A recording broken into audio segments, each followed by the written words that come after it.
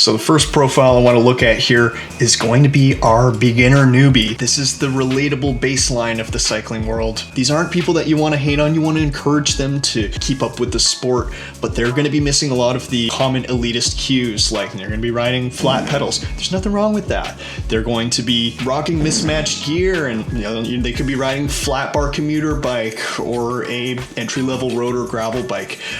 We don't want to discourage these people. We want them to keep going. They're very early on in their cycling journey, and for that reason I think that we can safely and firmly put these people in the B tier. I just wanted to take this as an opportunity to say, if you're not subscribed to this channel, a majority of people who watch these videos are not subscribed. I would highly recommend you do so. It really helps me out big time. If there's a profile of rider that you think is important to be added to this video, profile of rider that's important to the culture, please let me know in the comments. Back to the video. The next one is where I feel like a lot of folks are going to see themselves. It's going to be the Roadie purist here. This person has got full kit on, they've got clipless pedals, they're riding a decently respectable bike. Hey, they might even have electronic shifting on their bike. They're gonna have a Wahoo. They understand the rules of the road and they follow them. They ride predictably, defensively, and for that reason, bending the knee to my own biases, this one is gonna be an A tier.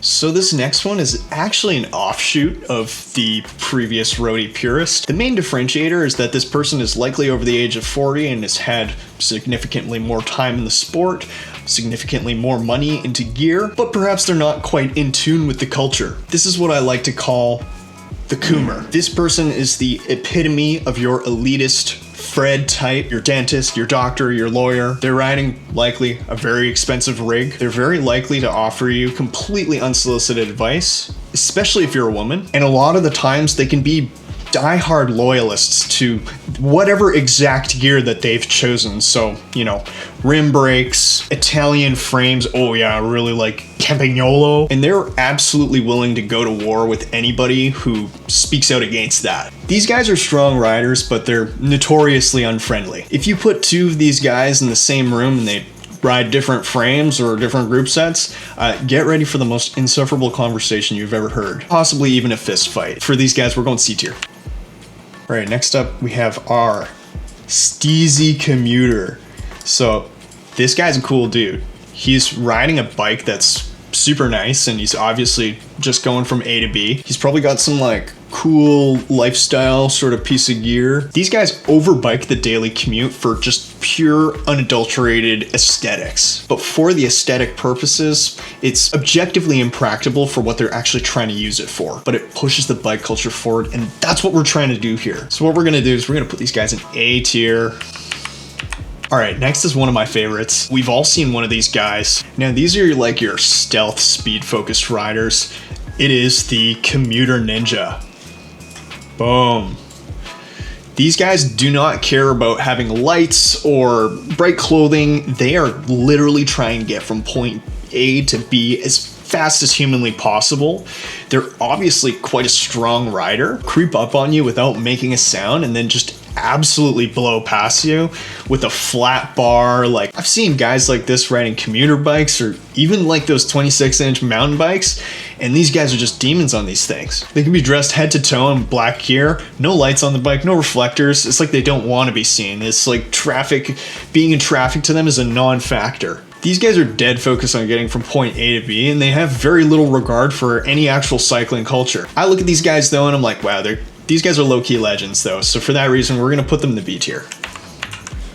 So this next one holds a special place in my heart. We got a lot of these people around here, mostly because we got bad weather for probably 6 months of the year. And when I say bad, I mean really bad, torrential rain, very unpleasant outdoor riding conditions. This person is your super commuter. This person is your devout commuting soldier. You can see I like this one so much, I'll put it in twice and get rid of that. These are your unshakable, grizzled veterans, 5-star commuting generals. The bike may very well be one of their only modes of transportation that they use. You can find them out there riding on the coldest, harshest winter days. The rigs that they're riding are 100% function over form, but if you take a closer look, you'll find that they're actually incredibly good rigs, and just generally, these guys are super dialed. So my respect to them. These guys are gonna be friggin' S tier, man. So this next one has actually been up and coming for a little while now. This person is your roadie in dirt sort of cyclist, your modern explorer. This one is gonna be our gravel rider. These guys are kind of like your roadie purist, but you've dialed it back a little bit so it's a little bit more practical. These guys usually have a highly commendable and holistic love for the outdoors. It can be infectious. These guys are giving us that peak biking lifestyle, don't care about necessarily going too fast. They just want to exist and explore nature and the love of the world. I think this speaks for itself. S tier. Okay, well, I'm probably gonna get a lot of hate for this one, and I've hemmed and hawed back and forth about this one for a while. It is our MTB bro. Met a lot of mountain bikers. A lot of them are absolute legends, but I think this archetype can usually be the ultimate duality of man off-road. This archetype features some of the coolest, chillest dudes you've ever met out in a random trail in the forest. But it also features some of the biggest douchebags that you've ever seen or encountered in the world as well. Bad ones are out there yelling at shared trail users and expecting you to kind of, dive out of their way as they fly through the air, going, 40, 50 kilometers an hour over jumps, and then smack talking you in the parking lot when you hit the bottom. I would say under the circumstances that there are only like the super chill, cool guys who are like just out there for the love of life. Those guys are S tier, easily S tier. They're definitely brought down by their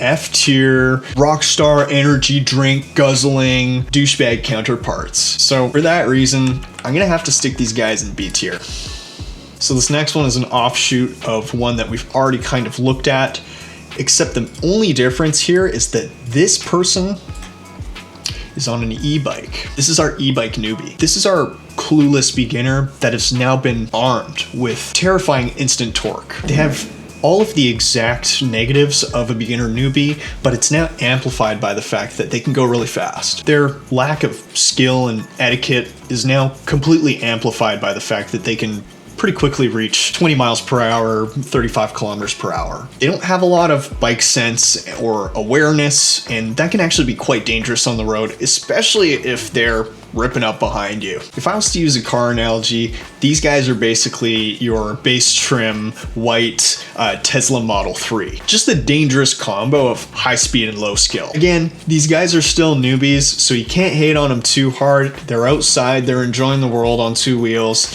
I'm gonna go with C tier.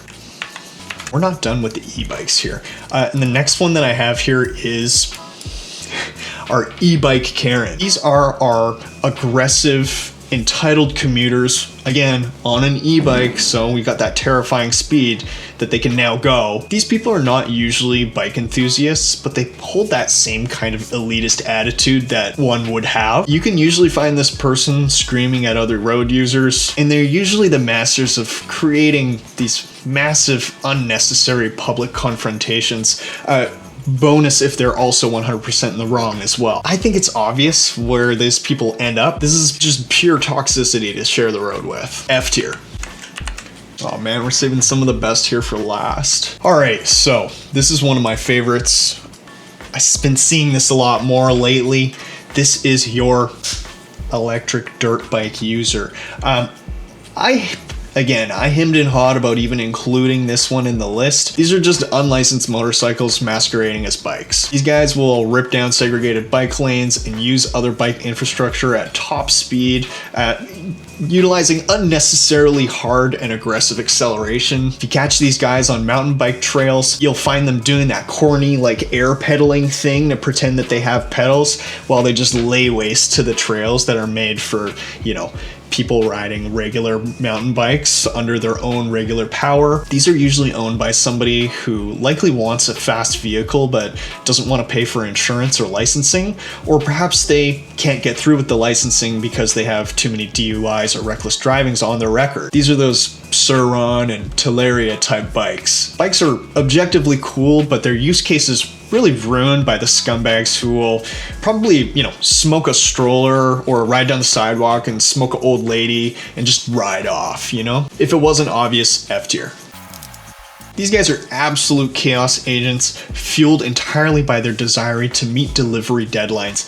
These people I like to affectionately call our DoorDash demons. These guys absolutely rage down crowded pedestrian sidewalks, through public places and squares. They pay absolutely no mind to road rules, one-way streets, or any sort of basic etiquette. Pull up and block an entire doorway or block an entire sidewalk just so they can leave their bike to deliver some sort of lukewarm burrito. These guys are a massive nuisance to pedestrians, cars, and other cyclists alike. It is of my humble opinion that we would be better off without them. F tier.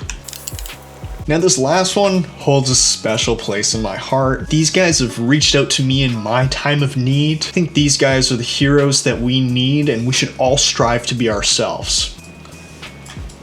These are our guardian angel riders. Now these guys are always stopping and checking on fellow riders who look stranded. They're gonna call out bad behavior towards other cyclists or cars. These are just guys that you can really rely on to just stand on business like a figure of authority when things are going wrong. They're gonna be carrying a little extra toolkit. They're gonna have little snacks. And most importantly, just a great attitude. These are really the kings and the queens of the road. They keep the culture moving forward. They keep the community safe. They restore our faith in humanity. Goes without saying, S tier. Now, that's all I have for now. If there's a profile of rider here that you think I missed, absolutely chuck that down in the comments. I'd love to do a follow-up for this video and add to it. Again, all of this is done in good fun. Not only is cycling a sport and a hobby, but it is just a way for people to get around. And as if cycling wasn't already gatekept enough, you need my ass to provide my own garbage take on it. Just wanted to take this as an opportunity to say, if you're not subscribed to this channel, a majority of people who watch these videos are not subscribed. I would highly recommend you do so. It really helps me out big time. If there's a profile of rider that you think is important to be added to this video, profile of rider that's important to the culture, please let me know in the comments. Back to the video.